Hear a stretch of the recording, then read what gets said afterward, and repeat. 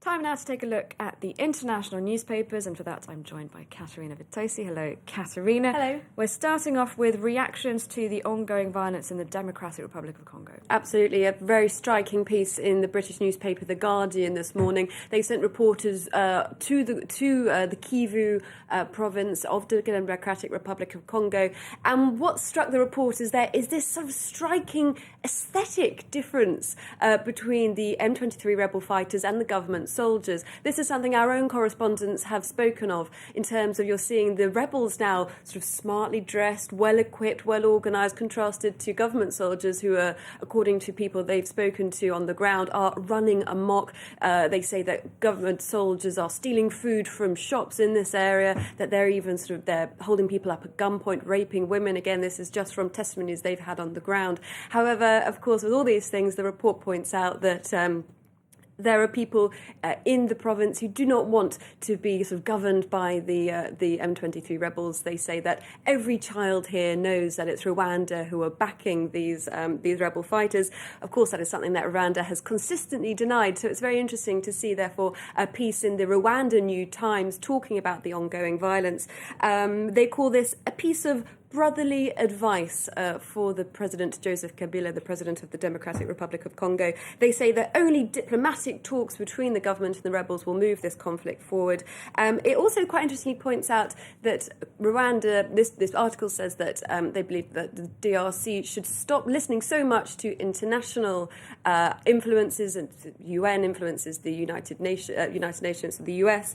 Instead, talk to its regional neighbours more. They say that it's the regional neighbours who understand the situation a lot better, and they therefore will be able to help mediate the process easier. And they also very strikingly say, do not sublet the state to NGOs. So a very sort of pointed argument towards letting sort of the region cope with its own problems there. And talks are underway in Uganda Absolutely. right now. Yeah. We're going to move to the Middle East. The newspaper Haaretz is looking at the Palestinian bid for non-member observer status at the UN. That's a bit later on this week, isn't it? Yeah, that's on Thursday this week. And in fact, this is what the Haaretz are calling secret talks between the US and Israel ahead of this bid on Thursday. A negotiator, Isaac Molho, according to the paper, flew unannounced to the White House. Now, what they were talking about seems to be how the US can get Israel on board to sort of mediate and moderate their reactions if this bid goes ahead as planned.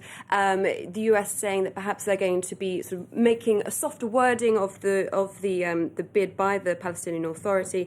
However, the other big news that we're seeing a lot of in the Israeli media today is, of course, reaction to the news of the corpse of Yasser Arafat being exhumed.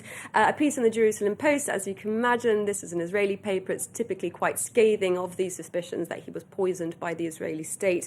However, quite an interesting point to pull perhaps out of that is the editorial asks, when there is a culture of suspicion like this, which is so endemic, these sort of conspiracy theories abound pretty much with every relationship between Israel and Palestine, it's difficult to make any agreements and accords based on trust when this culture of suspicion is sort of very commonplace, as is exemplified by this. And in Bangladesh, the papers, of course, are still talking about those horrible fires, that big fire Saturday night. Yeah, this was the fire in the garment factory, and we can see in the Bangladesh Daily Star photographs of huge protests. There were 15,000 people out on the streets. Workers now saying it was the authorities who were negligent. This is the Daily Star picking up on that. They don't seem to be waiting for any other judgment. They say that the workers have made their point clear. So it was the authorities, they say, that were negligent, forcing workers to stay in the factory even though the fire had been detected earlier. And what are the papers saying about climate change talks in Doha? Yeah, these are the UN talks in Qatar. The Guardian give a bit of a summary of the good, the bad and the ugly with regards to sort of climate change and who's the greenest of them all. So a thumbs up for Germany, but I'm afraid quite a poor show for China and Canada. And in fact, host Qatar themselves have had to defend themselves against people who say, should you be really holding these climate change talks when you've got the highest greenhouse gas output per capita emissions, the highest in the world.